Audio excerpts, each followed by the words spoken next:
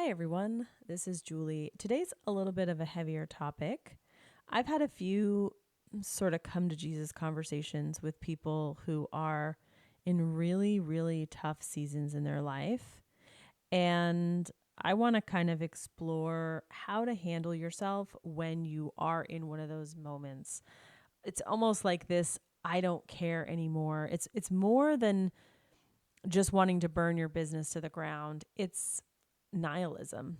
And that's a fancy term that, basically means like, what does it matter? What's the point? And this is a very scary place to be because all of the things that previously mattered or felt important, once that starts falling away, it can lead you down some sort of paths that lead to even like existential dread, like, why am I on this earth? What does it matter? So I had someone, private client, she said, I'm going through a really, really tough season and I just don't care. I don't care about my business. I don't like my offers. I kind of just want to get on a train and walk away. So I have been in this place a couple times in the last couple years, and nothing to do with anything specific in my business that happened, but personal life issues coming up that just sort of rock your world. If you are feeling that way, if you feel that sense of nihilism kind of creeping in, I would argue that in many cases you are in a state of detachment or dissociation where the urgency of the hour or the crisis at hand or the emotions that you're feeling, whether they have to do with your business or not, they've reached a threshold where you really lose the ability to cope. And so that detachment and disassociation kicks in. It's there to protect you. It's a survival instinct, but it can feel really scary because you don't have any care for anything anymore. It's just a very empty feeling. And the goal of that is to protect you from really painful emotions. Number one piece of advice I can give you is if you are in that state, I would not make any big decisions while you are in detachment or dissociation mode. Really dangerous for your business. So do not do that. I think there are three reasons that we detach or dissociate, and this can be related to decisions and things happening in your business, and it also can be things that are happening in your personal life. And I'm basing this on experience. Please go see a therapist if your mental health is in question. So do not take this as medical advice. But these are the times that I've seen myself really kind of detach and get into that headspace. The first is if you've waited too long to make a decision that you knew you were supposed to make and you got injured living in that state of misalignment. And if we look at this in business, let's say you have a business partner that you're not happy with or something like that, and you know that you've really needed to kind of separate from that business partner, but because of your fear, you sort of let it drag on. And eventually you sort of detach because you're getting injured in that relationship over and over and over again. And so the body kicks in to kind of protect you. And so if you've waited too long to make a decision and you get injured, living in that long state of misalignment, dissociation and detachment can kick in. This is what happened in my previous marriage. I really believe that that's, kind of what kicked in. The second reason you could dissociate or detach is trauma. And, there is business trauma, and then there's also, personal life trauma, big medical health issues, divorce, any kind of like crisis, crime, abuse, accidents, those kinds of things.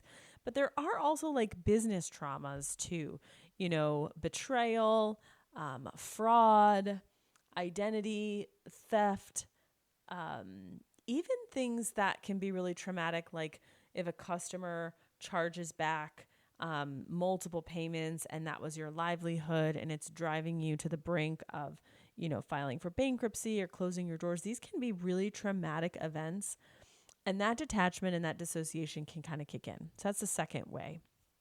The third way is, and I think this can happen in option 1 and 2, but you just are struck with really hugely painful moments. Maybe you wouldn't identify it as traumatic or trauma necessarily, but the emotion is so much that your detachment kicks in. So this could be something like postpartum depression. Maybe you're not identifying it as anything particularly traumatic that happened, but you have a baby, you're feeling depressed, and those emotions are just so intense that detachment and that dissociation kicks in. Sometimes it's helpful to know what is kicking that in, because you're going to need to give yourself both space and grace. What I would do from a tactical standpoint is know that until you're able to kind of come out of that dissociation, out of that detachment, back into your body, back into the present moment, you're going to need to figure out how to keep your business running. So the question I would ask is, what does a winter season of your business look like right now? And when I say winter season, I just mean, think of winter as, everything's still alive. The trees are still there. The gardens are still there. They're buried under a layer of snow. Nothing is blooming. You're not mowing the grass. You're not pruning the flowers or the trees. You're not tearing everything down, but it's all quiet. And so what can you do in your business? And that means maybe not launching. Maybe it means looking at, okay, what are the things that I exactly have to fulfill, and what can I turn off? For some of you, if you really are in this bad space, turning off the marketing for a little while. The caveat to that is, if your business is funding your life, you really can't. And so you have to outsource that. You have to delegate that. I often thought, this is kind of an interesting theory, but I often thought that there would be a good business model of a marketing agency that is designed to come in when the business owner is really in that like traumatic dissociative state, and the marketing agency keeps the business going while the CEO or the owner is trying to like recuperate. I mean, a lot of times businesses have people who can take over, but in the solopreneur space, there are very few, right? And a lot of those businesses don't have teams, big teams and all that kind of stuff. So what does a winter season of your business look like? And give yourself time to come back into your body and understand that once you're able to actually feel and process those emotions, you might be able to move through that season. And then once you're not detached and dissociated, you can start to make decisions about how to possibly pivot what's going on in your business. The reason why I think it's important to kind of uncover what got you there in the first place is so that you can sort of retrace your steps. So if you prolonged a decision, this would be the time to go back to that decision and remind yourself that the pain of not making the decision actually ended up being worse than the decision itself. And that can sometimes help jumpstart you into action. If it was caused by trauma, working with a trusted professional who is trauma informed, who can help you process that trauma so that it's no longer stuck in your body.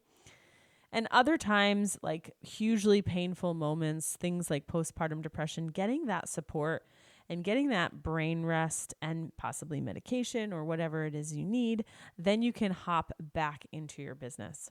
So that is my advice. If you are feeling that feeling of I don't really care, and it's the I don't want to burn, I want to burn my business to the ground, and I don't really care what happens. That's my advice. And make sure you have a trusted mentor, someone who can guide you, who can be that objective person while you're navigating this, right? This is not the time to go asking for crowdsourced feedback. This is the time to actually trust a mentor who is not in that state to be able to walk you through those steps until you can get back to a place where you can make those sound decisions. As always, if you are feeling like you need a mentor or someone that can support you in that way, please feel free to go to juliechanel.com and apply to work with me privately one-on-one. I'll talk to you soon.